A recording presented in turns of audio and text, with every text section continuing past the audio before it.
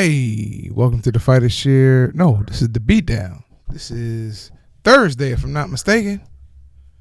Uh, yeah, Thursday. Okay, so the fights start, I think tomorrow. Go through the weekend. Yeah, that sounds about right. Okay, all right. Well, I guess we better get into them Yeah, I mean, we got a lot to discuss, man. A lot of clout chasing going on. I know you're here for that. then. We'll be right back.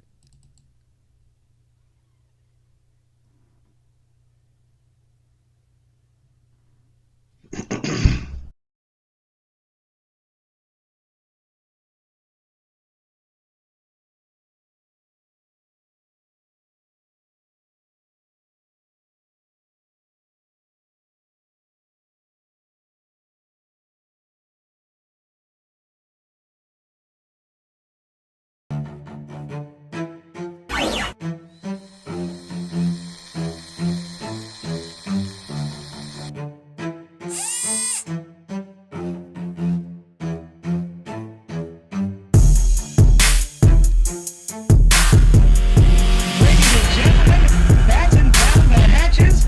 We'd like to introduce you to the greatest combat sports show bar none.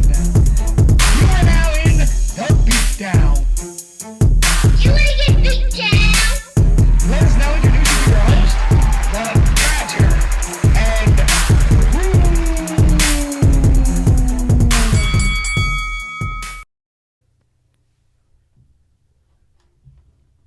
Hey. Sometimes you can't explain technical stuff, but you just keep rolling with it. What's going on, man? That's what we do here, man. We kind of like a perfect blend between Pernell Whitaker and like Sugar Ray. Like we got some real. We can dodge the bullets real well. The technical difficult. We can slip them punches real good. But then when it comes down to getting to the meats and potatoes, bro, we look good. We like to mix it up. Don't let this baby face fool you. Well, your baby face anyway. It's Thursday. It's all right day, man. How you doing? Eyes here. So yeah, eyes here. So Thursday, gonna make this a great day. Get past all the stuff I gotta do and get ready for the weekend. Sounds about right to me. Bro, so we gave you your roses yesterday for being the prognosticator that you were when it came to the whole Deontay Wilder situation. Now the cat's out the bag. He's gonna fight Fury. Joshua's upset and says that Tyson Fury used his name for clout. Don't really understand that one, but bro, indulge me here.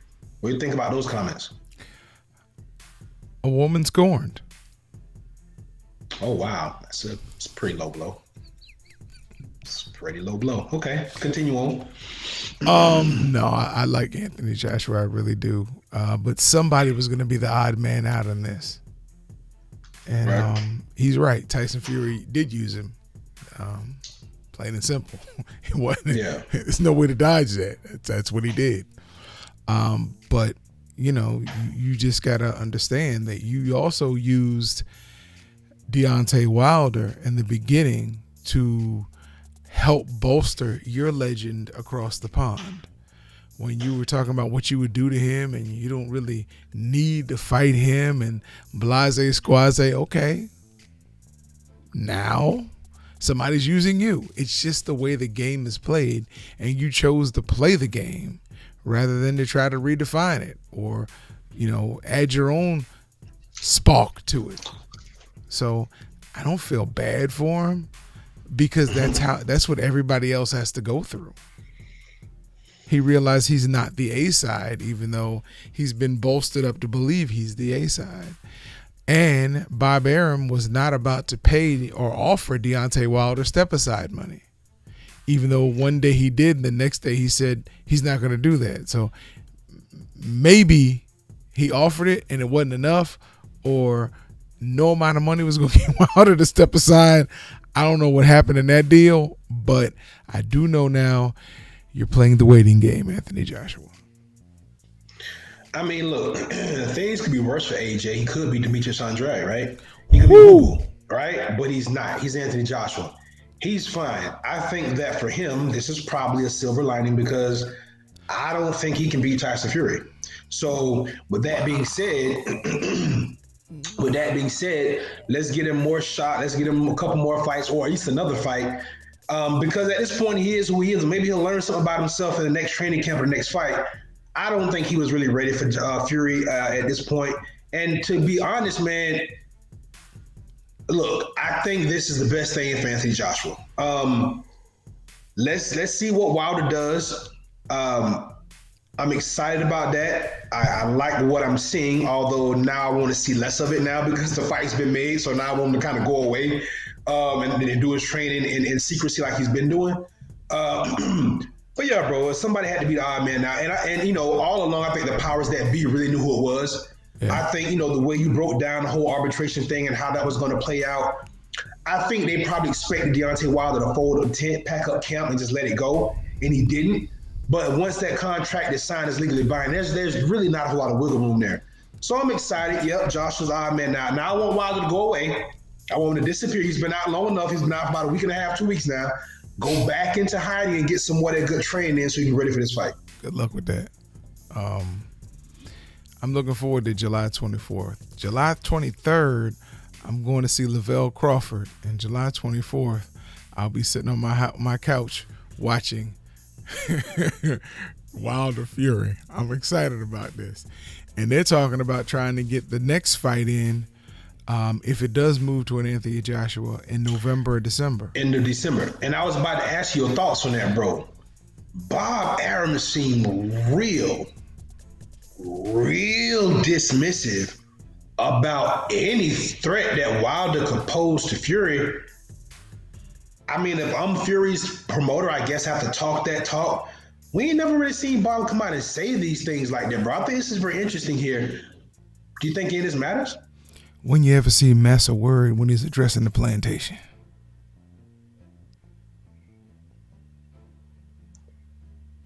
No. I mean, Bob Arum has been playing this game how many decades now? Whoa. That was interesting. Bob Arum has been playing this game for, he's in his 70s now, so you know, you can guess how long Bob Arum has been promoting fights or involved in this game.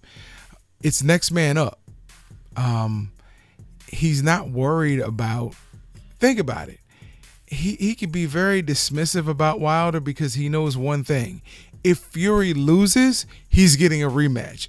That's another payday. So what does he really have to worry about? Joshua, there's nobody else for Joshua to fight that means anything other than Wilder and Fury. So if you're Bob Arum, this is perfect. If Wilder beats Fury, then Wilder has to fight Fury for a fourth time because the first one was a draw. So we're going to see this again. If Fury beats Wilder, then it becomes the biggest British fight, I want to say almost in history. Ever. Yeah. Yes. I mean, they're going to find a nice, huge stadium. They said Saudi Arabia, but I think that's crazy because Britain's starting to open up now and allow fans and stuff in. So to me, you'd be nuts to go to Saudi Arabia when you can find the biggest soccer stadium or football stadium you have over there, pack it, and get the television rights. Listen, I would be inclined to believe you if the fact that everybody would be tending to fight in Saudi Arabia wasn't a gazillionaire. I think when it comes down to dollars, you put that fight in Saudi Arabia if that's an option. You probably owe it to the sheik because he's bailed you out a couple times, but you can also sell the general admission ticket for a few $1,000s. You're not going to get that in the UK. Even with a fight this massive, people just, the hardcore fans that are going to come out and go to these fights, they just don't have that kind of money to spend. If that's what it's about, put it in Saudi Arabia. But for the prestige of the fight, I agree with you. It should be in the UK. It should be, but we know money talks. Now, what you can also do is when you stick it in Saudi Arabia, you can also have, well, I almost said something wrong. Certain groups will love to go to a stadium just to look at the Jumbotron and pay a few dollars just to sit there with another 30, 40, 50, 60,000 fans to look at the Like a Jumbotron. watch party. Yeah. Yes. So you can make money that way as well. It's going to be a huge fight. It's going to be a huge fight if it happens. And, oh boy, I don't want to say it, so I'm not. I believe if it doesn't happen, if Wilder beats Fury twice, because that's what he's going to unfortunately have to do, now you're looking at Wilder Joshua, and that does not happen in Saudi Arabia. That does not happen in England. Here's what we do know is that this fight is not happening a fourth time, because unless you Juan Manuel Marquez and Manny Pacquiao, fights don't go past 3. There's only one way Wilder wins this fight, and it's knocking Fury out. If he does that, then that means he's knocked him out twice. There is no rematch, because we know that in the first How's fight, he knocked him out Fury, twice? Boy, in the first fight, we know Fury got an extended count. That's not rocket science. Come on, man. Okay. So in theory, just like when I talked about the gloves being loaded, if it didn't happen on the scorecard, you said it didn't happen. So he got a draw in the first fight. He beat Wilder in the second fight. You're misunderstanding me. I'm not misunderstanding you. I'm looking at it for what it is. Listen, this is what I'm trying to say. This is why I want to make it make sense, bro. I don't think that the casual fan is going to look at a Wilder win in this fight by knockout, because that's what he's going to have to do. We know that clearly. He's got to knock him out. I don't think anyone wants to see a Wilder Fury 4. If Wilder knocks him out in this fight, then guess what that does? It adds validity to all the BS we heard in the second fight. The glove gate, the water, the suit, whatever it all came up with. Now all that suddenly looks valid because you went out there and just knocked this dude into next month. But you already did in the first fight, because we have a stopwatch and it said he got more than 10 seconds. I'm not disputing the result of the fight. That was a draw. What I'm saying is, by the rules of the sport, he was down for more than 10 seconds. He was knocked out. Now, Jack Reese chose to do it however he did it. But I'm here to tell you that will be his second time being knocked out. And if he gets knocked out, bro, there is no fourth fight. It just doesn't make sense. We're sitting in the boardroom. Wilder knocked Fury out. We're sitting in the boardroom. Fury has a rematch clause in his contract. We're sitting there. We're looking at how we can hype this. The casual fan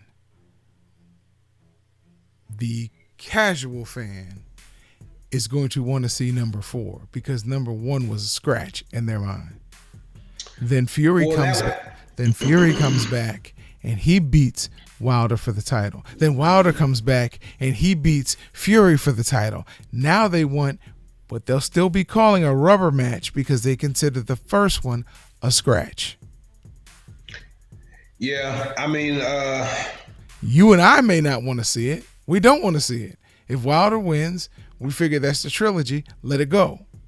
Well, if Wilder wins, that'll be it, because there is no rematch clause in the contract, because of the original contract that was drawn up 3 years ago. There are 3 fights. This is the third. Whoever wins, it's kaput and it's over. So I'm hoping that the winner is decisive.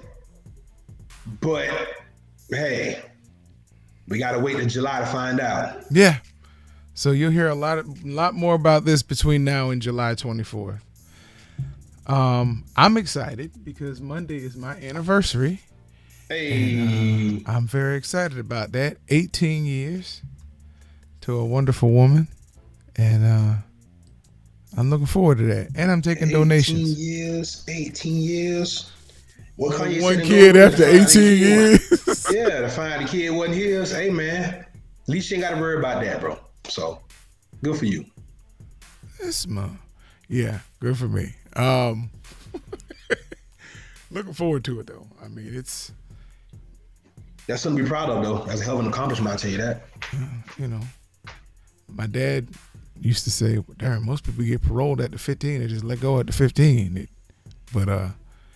No, I love her. She loves me. And marriage is a complete growing process. And we've grown. We're still growing, but we've gotten to the point where we celebrate almost each day because we see how many marriages just don't make it. So I'm excited about that. We'll see what happens this weekend. If I'm in any shape to do the show on Monday or Sunday. So we'll see. Stay tuned. That's all I'm saying. Stay tuned. So, bro, in other news, Jake Paul.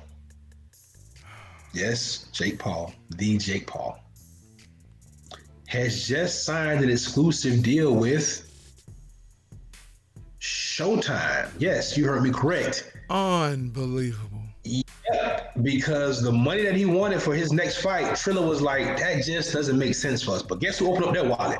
Showtime. Good old Showtime. More real. So now we get legitimate boxing now on a legitimate boxing network. Boy, that just pokes all kind of holes in your theory, bro. Jake Paul is winning right now, man. Tell me how he's doing this, bro, because we just can't look at him as a YouTuber anymore because now he has a professional boxing record of 2-0 and he's fighting on a boxing network. So now we got to give him the same latitude we give every other fighter. No, we don't. The reality is Showtime looked at how much money Triller made from those last two big excursions, and they said, oh, so they won't give you the money? It's just like when Suge Knight went and got Tupac out of jail. Oh, so they won't give you what you want? Come on over here. We're going to ride this train till the wheels fall off. And that's what's happening. I mean, it has nothing to do with legitimacy in boxing. Or shot off. Wow. Yeah. I mean, I wonder if he better watch out, though, taking Floyd's hat, though. You know, the problem child may get corrected. Hey, man, I seen Floyd with a bunch of blood on his shirt and on his arms yesterday on Instagram, bro, from sparring. So I don't know what's going on. I don't know if he fought a slab of ribs or what, but he was putting them paws on somebody. So Paul better be ready. I know that. Doghouse. Floyd was sitting down on something, but it was blood everywhere. I was like, damn, where is the forensics team? This is bad. Yeah. So, I mean, it looks by all accounts that the showman that we know as Floyd Mayweather is taking this fight pretty seriously. But I digress. We don't know much. It's just he's going to try to end part of this Paul roller coaster. And he's going to make a lot of money doing it. We're going to see. I ain't never known Floyd to really try to end anybody since he's been Money Mayweather. So, listen, when was the last time you saw Floyd knock somebody out? I think Floyd may be trying to gun for this one. He better gun him, but he better not get clipped in the process because that would be so bad. That would be so bad. Oh, God. So bad. Could you imagine Floyd piling them up? I'm telling you now. Paul, I'm talking piling them up. Like, oh, he's going to put him out. And Paul just flings something out of nowhere and clip Floyd with that 180-pound fish or however much he weighs for this fight. I may actually walk away from all things boxing after that, if that happened, bro. All things. Man. But I know that won't happen. I'm just saying that'd be pretty devastating. The fact that you put that in the atmosphere. That would be devastating to the culture, bro. That would be so bad, bro. The fact that you put that in the atmosphere, bro. I mean, it just tears down everybody's legacy. Manny couldn't do it. Ricky Hatton couldn't do it. But whatever, Logan Paul knocked Floyd out? Bro. Yeah, hopefully Floyd put his money in the right places because that'd be the last check he ever got. Yeah, bro. I thought that was interesting, man. So before we get into this weekend's fights, bro, your people, man, is celebrating their 16th anniversary with no signs of slowing down. Chris Cyborg, this is her 16th year professional MMA fighter, bro. Yes. Still kicking. Yes, and punching. Yes. How many more years does she have, bro? Her only kryptonite was that fight with Amanda Nunes. Chris is developing more skills in her, even with her BJJ. Her boxing is getting a lot better. The last two times I've seen her fight, Chris is looking to go at least into the 4 or 5 years minimum. And I don't think, unless they get that super fight, the rematch with Amanda Nunes, I don't see anybody in Bellator beating her. I don't. I see her running it like John Jones for a while. Wow. Okay. I mean, you look at her. Women are catching up, but as they start closing the gap, she does something to extend it just that much further. Like, I honestly believe Amanda would never get that overhand right in a second fight. Not as clean as she got in the first one. Chris is just developing, man. It's like, who are we looking at? It's like when you look at Kamaru Usman, and people are like, all right, Kamaru has gotten to the point where he's the dominant wrestler, ground and pound, keep you against the cage. And all of a sudden, he shows up with a jab and boxing skill. And you're like, what? I mean, honestly, last times we saw him, he became a devastating striker, and now he's trying to move from the striker to be a legitimate boxer in that octagon. Which I don't know if he'll get there, but his skills are just amping up. So if Chris is able to do the same thing, who do you see beating her? Who's that big and that athletic? Besides Joe Mo. Who? Joe Mo. Kayla Harrison. And they've made a few plays from her from the UFC, but it sounds like she's asking for a pretty good amount of money. And it sounds like PFL is pretty much breaking the bank for her. But yeah, outside of Kayla Harrison, and I'm just saying it because I know she's just physically strong. Other than that, bro, I don't see anybody that could give her a fight if it ain't Amanda Nunes. I mean, what? Seems like Kayla would back off a little bit financially, but you can't. Come to think of it, you can't. Mm-hmm. You can't You can't do that hoping to get in and then ask for more money because they're not going to do that to you. No. Yeah, no. Yeah, so get what you can get. I mean, that would be. And look, check this out. For Kayla Harrison, it's beneficial because she just wins the women's tournament every year and collects that $1 million. So yeah, I mean, hey, yeah, and you get paid for the tournament. So you get paid each fight, and then you get the $1 million. And then, oh man, well, there were a couple of guys who have won it the first 2 years. And they were talking about, each year he collects $1 million, and one of them turned around and got beat this year in the opening round. It's like, dang. Hey. Where's your $1 million? But listen, I got two. Right. That's more than all the guys in the UFC can say. So I'm doing pretty good. Yeah. So look, I would love to see Kayla Harrison fight Chris Cyborg or Amanda Nunes. Go ahead. I'm sorry. Go ahead. It just seems to be you have 3 dominant women in 3 different organizations who are not going to receive challenges strong enough to beat them. Yeah, except age or injury. Those would be the only things that would derail them. Those are the 2 equalizers. They're undefeated. Yes. Kayla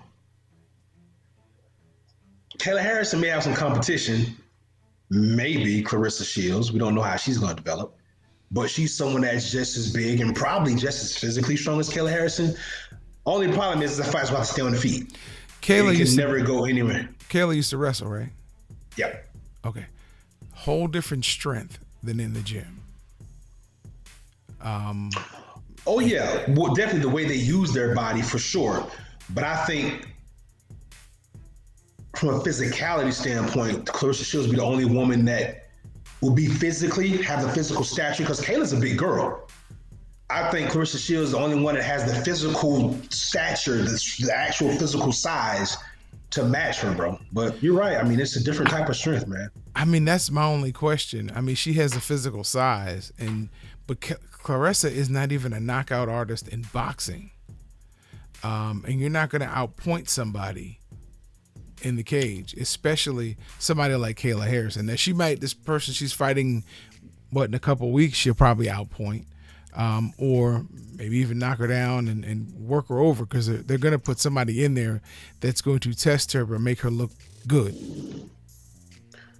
Yeah, I agree with what you said about her not being a knockout artist, but what I also know is that the punches are different in those 4-ounce MMA gloves versus boxing gloves. And with the accuracy that she has, maybe that makes her a more knockout, makes her, get more knockouts, because the gloves are smaller. She knows where she's punching. And let's be honest, MMA fighters in general don't have very good head movement. So that she's going to be punching a lot of by her standards, stationary targets, right? All those moves are going to look very slow and predictable. She's going to be picking all that off. So maybe this helps her. But yeah, you're right, bro. But I just threw it out there because that's the only woman I can think of off the top of my head, at least in that promotion, that's physically about her size. That'd be interesting. I mean, just to see how good Clarissa will be keeping people off her legs. And if they get her up against the cage where there is no break. It's not like when you're on the ropes and you tie people up on that cage. They're still working. They're stomping on your feet. They're kneeing you in the thigh. They're doing all this crazy stuff to you. They're taking their face, their forehead, and they're trying to rub burns into your face. It's little things people don't pay attention to. I know you do. I'm not talking about you. But when people don't think about that, they're like, well, Clarissa, just box her, get her up against the cage, and, referee will step in. No, they don't really do that anymore. And then when you get taken down, how do you acclimate to that? Do you give up your back because you've been told not to stay on your back? I mean, it's interesting. I would love to see the fight. I really would love to see the fight. I would have loved to seen her in a fight with Amanda Nunes, a striking match. Like if you got in a pride ring or something like that, I would like to see that, just a striking match. Well, they at one point they were talking about Amanda wanting to come over to the boxing arena, but I'm not sure what happened with that. But reality. Reality happened, bro. You can say it. You've been around enough boxers to know if Amanda Nunes, who has a really hard punch, came into a boxing arena where, like you said, where you got 8-ounce gloves on now, or 10, 8? 8. Okay, and you have people who can hit you straight down the pipe, not throwing them looping hand. No, they're coming straight down the pipe. It's going to be Amanda on defense when she realizes that just pawing with that jab won't really help especially against somebody like a Clarissa Shields, who, let's be honest, I know people challenge and say she's not the best female boxer on the planet. Who's better? They may be just as good, but who's been proven to be better? I mean, you got a couple women out there that hold multiple titles in weight classes, but I get what you're saying. I mean, yeah, you can't have a conversation about the best fighter in the world, the best boxer in the world, and definitely not the best women's boxer in the world, not mention her name. So no American fighters got 2 gold medals either. Oh, for sure. No. Yeah. I mean, she's done things no other athlete has ever done. So that's why I said it. You can't have a conversation about the best fighter in the world or the best boxer in the world, and definitely not the best women's boxer in the world and not mention her name. So right. That was kind of my way of saying it. Yeah, she's on that level. Yeah. I think it'll be but good. But again, we're talking about somebody that can match her physicality. Yeah. So yeah, I'm interested in that. I'm in line. And Kayla Harris is 165 pounds, by the way. So that would be perfect for Clarissa, because I know Clarissa fights at 154 and 160, right? She has belts in both, right? So yeah, so that means both of those girls are walking around probably about 180, 175 pounds. So yeah, that's what I'm talking about, the physicality. So that would be a good fight. I mean, that'd be a good fight. Make it happen, Dreamers bro. can dream, right? Make it happen. You got all these connections. Make it happen. They don't pick up my phone calls. Text them. I'm blocked. Show up. Got security. You know our run-ins with law enforcement ain't been good lately. All right, then. Moving right along, bro. So this weekend. Yeah. You know what I want to talk about, bro? It's going down. Saturday. What's the network? BT Sports? Sky Sports? What is it? I don't know.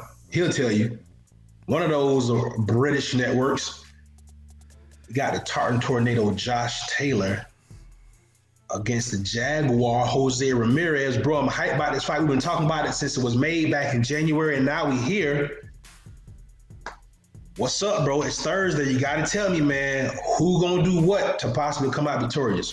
What's your beat on this? Oh, boy. ESPN. The fight's on ESPN.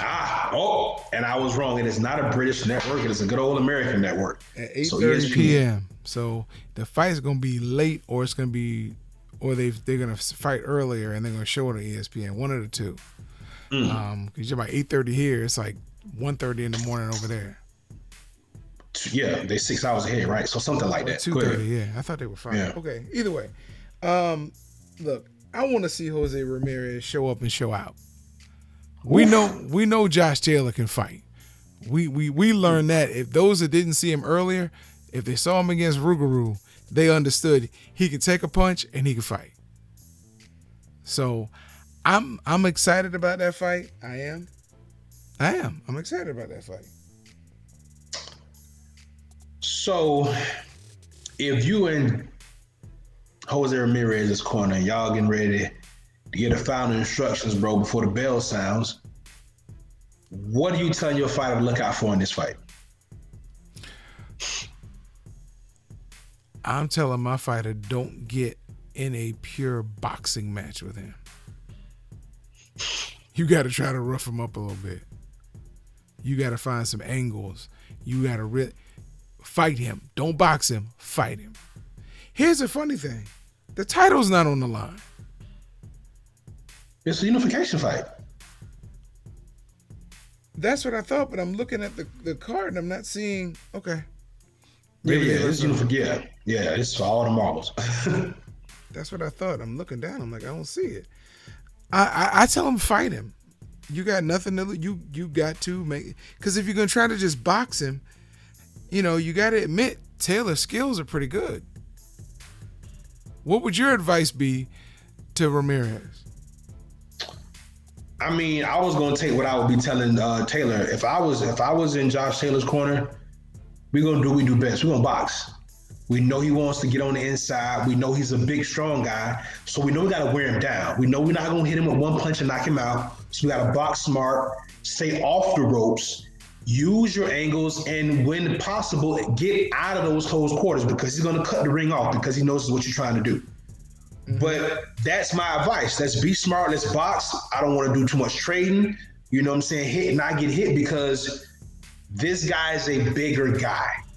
He's and he's tough. He's very, very tough. So if I'm Team Taylor, we're not looking for a knockout because we know it's unlikely, but we're going to wear him down. I would probably advise getting in some nice body work early on in the fight.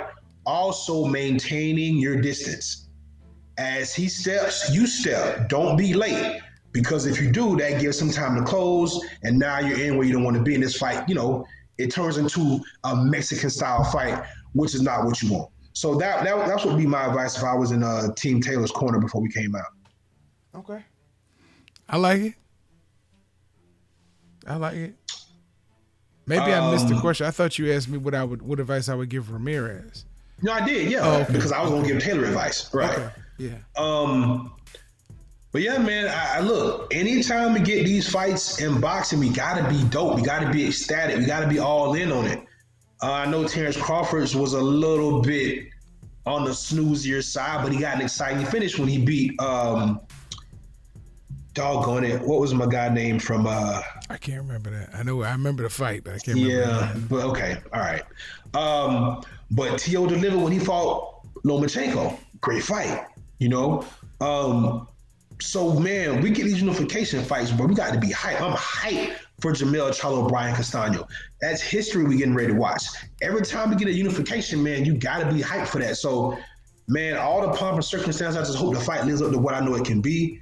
And the best man will win, bro. But, yeah, anytime you get somebody to get all the straps, man, you got to love that, especially nowadays in this sport where belts are kind of giving out like candy, and, depending on who you like, they gonna stay loyal to you. You might keep the belt forever. So exactly. Yeah, I'm excited about it, bro. Any unification, I love. Look, we got a Bellator fight on Friday, 9 p.m. on Showtime. That's the one we started talking about with Chris Cyborg. Man, look, I don't see her losing to Leslie Smith.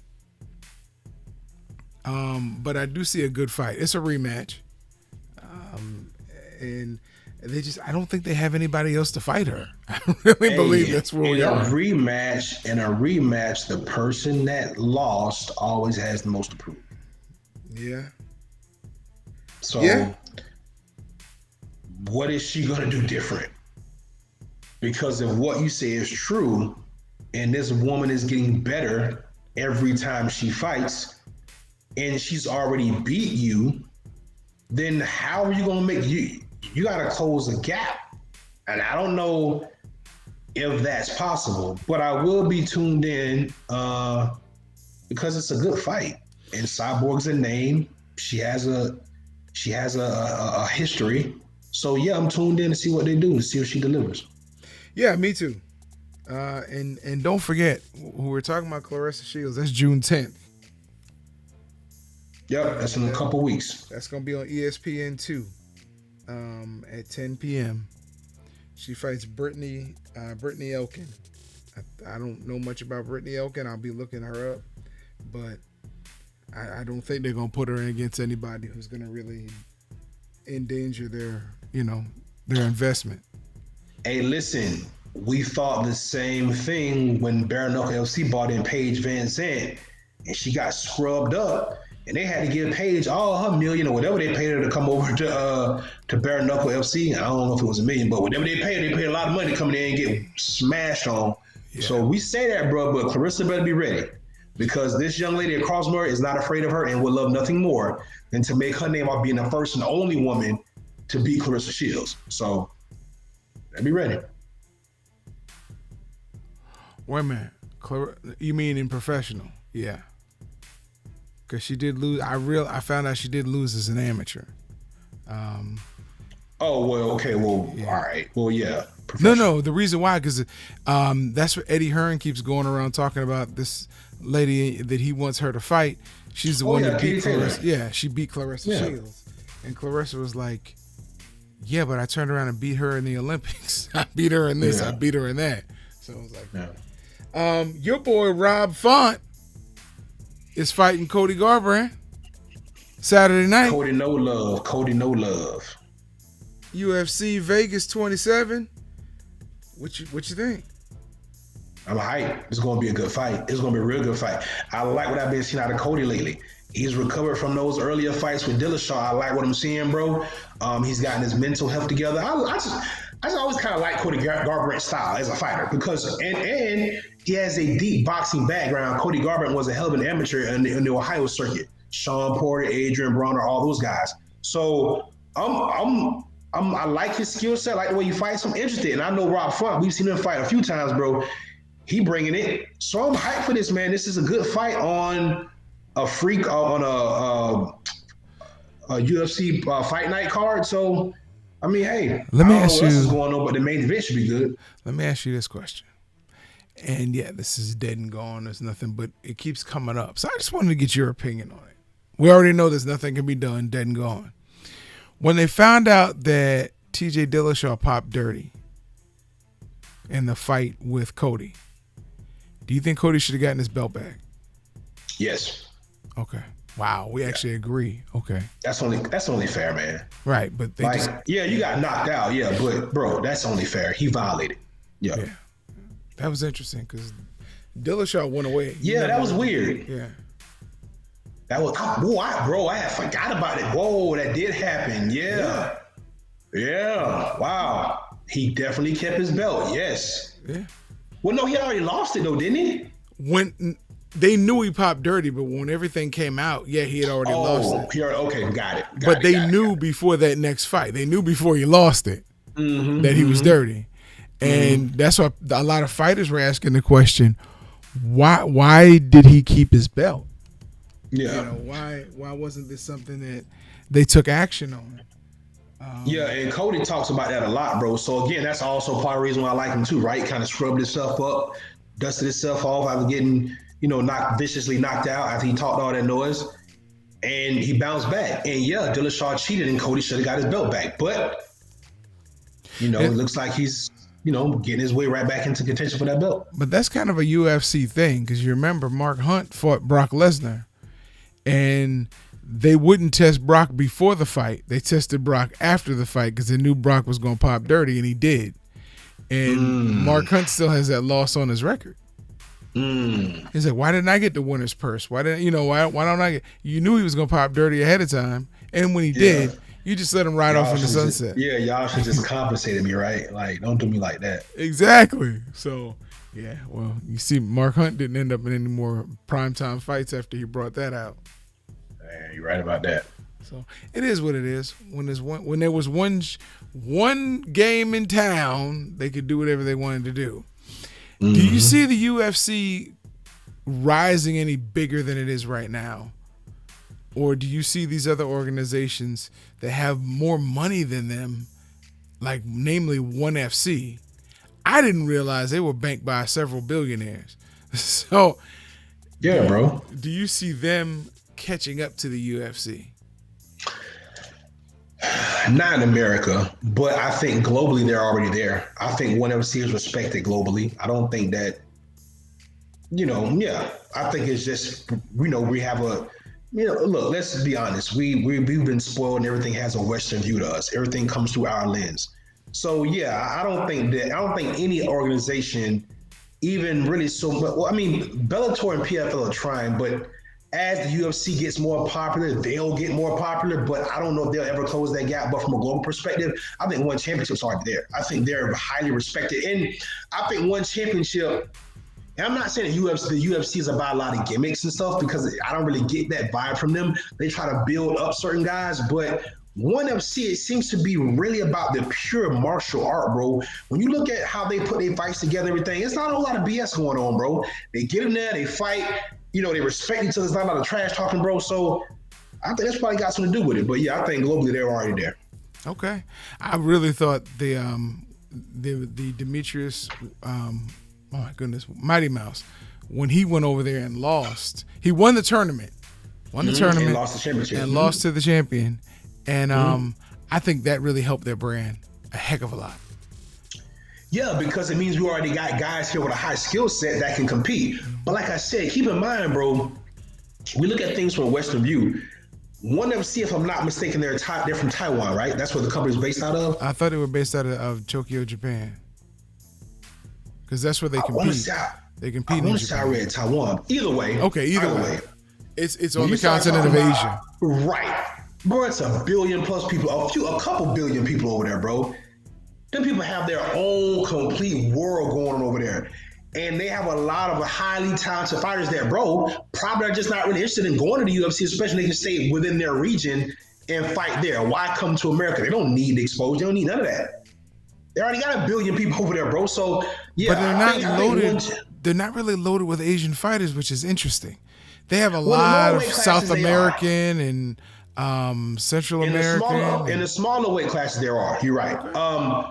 And again, to think about this, bro, there is a little gray area there because we know, we can see, and the numbers have shown that the people on that side of the world don't typically grow as tall or as big. So there are a lot more smaller guys fighting in smaller weight classes, just like in boxing. A lot of those smaller weight classes are dominated by people that are typically smaller. A lot of your Asian fighters, some of your Central American fighters, those people typically just don't go to be very tall and very big. So I think that in the lower weight classes, they're already there, bro. Now, when you start getting up to, you start talking about 55s and 70s, then no, because that's getting to be, they don't really have a crop of big guys that fight like that, so to speak. It's interesting because you look and you see how the UFC was trying to bring some Asian fighters along. Like they're going to keep Zhang Weili as long as they can. Even though she got beat, they're going to bring her back. And they're going to find a way to get her back on top because even though they have their own organizations over there, it's something about the UFC that when you hold a belt, it brings prestige to your area, especially in a country dominated by martial arts. So yeah, ONE FC is way bigger over there, but when they were able to get Zhang Weili, it did a lot for them putting their footprint on that continent. Now we haven't seen a fight over there, and that's interesting. Now look, I agree with what you're saying. That makes sense, but keep in mind too, I think there's something about their culture they all kind of hold on to, especially a lot of the older people. So I don't think a lot of younger people will be steered into coming into the UFC. If they do, it'll be, you'll get a couple that dream of America, but a lot of those people kind of stick to their culture and the way they do things. So I don't think they're going to pull as many as you think. But I could be wrong, bro. I could be wrong. We'll see. I don't think they're going to. I'm not saying they're trying to fill up the UFC. The UFC is trying to get a foothold, a footprint on the continent of Asia and keep it there. So if you have champions in your organization and your organization is global, the pandemic did a lot for the UFC to be able to bring a fight to Saudi Arabia, or not Saudi Arabia, but to Dubai, when everybody else was shut down. To have the Apex Center in Jacksonville opened up when everything else was shut down. People were watching, and it's like, okay, well, if they can fight during a pandemic and we're shut down over here, what pull do they have? Again, you're right. They're not going to get Japan's best all the time. They're not, or China's best all the time. But they are getting a good crop of fighters that are coming through that you see every once in a while. So, and Zhang Weili is one of those that it shocked everybody in management when Rose knocked her out. It really did. It shocked us too. It did, but it shocked them in their pockets. Not in that way. Oh yeah. Because when you have, Zhang Weili was doing like tours in China and Asia, with the belt. Oh yeah, they were definitely trying to build it up. Yeah, opening up, talking to young women in orphanages and centers, and it just, it was an amazing thing on the surface.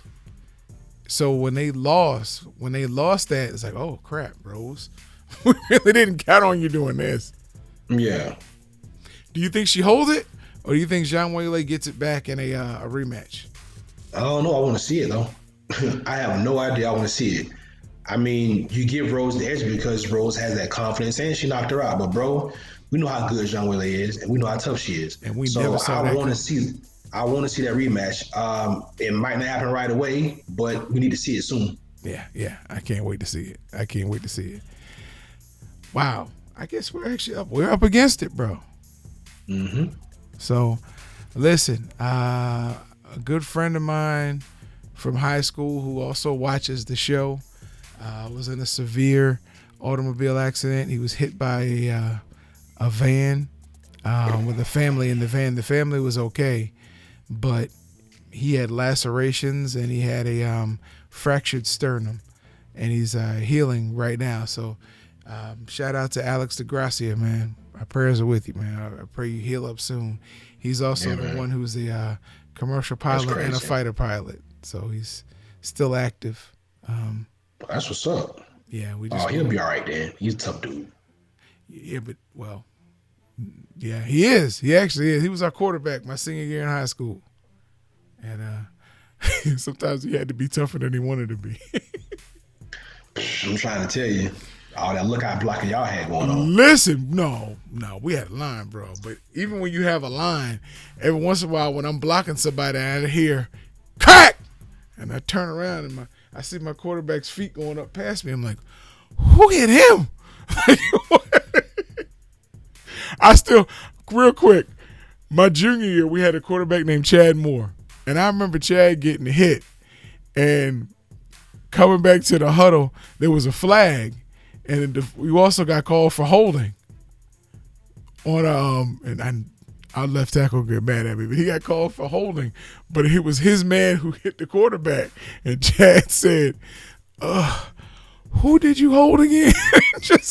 Wow, yeah, wasn't the right dude. Why you ain't hold the other guy? He's like, I did. That's the one I held. It's like, you need to tackle him next time. You ain't holding good enough. Oh man, there was some good times in the huddle. Sometimes there was some funny times. So I ain't gonna. Hey, look! Shout out to Mom. Thank you for watching. Good morning to you too. Shout out to my pops. Prayers and shout outs to my wife and my daughter. This is her. This is her fun day. Tomorrow's her last day of school for the year, or for the school year, and today she got to wear her own shorts and t-shirt. She didn't have to wear the school uniform, And she was excited, and she was telling everybody that she saw on the way to the car, we get pizza for lunch. And if you stood there too long, she told you twice. So shout out to her, man. She brings life to my body every day when I see her. I'm not surprised, bro. They tend to have that effect on you, especially yours. She's a cutie pie, bro. We appreciate everybody for rocking with us today, man. We'll be back on Sunday on our more formal show. We get to talk about all the cool fights you watch this weekend. And again, how right we always are, well, at least me. Y'all spread the love out there. It's crazy, man. Tap in with your people. Y'all be safe. Have a great weekend. We'll see y'all on Sunday. Make sure y'all watch the fights. Fight Destination. We out of here. Anniversary. Peace. It's my anniversary. Oh, my bad.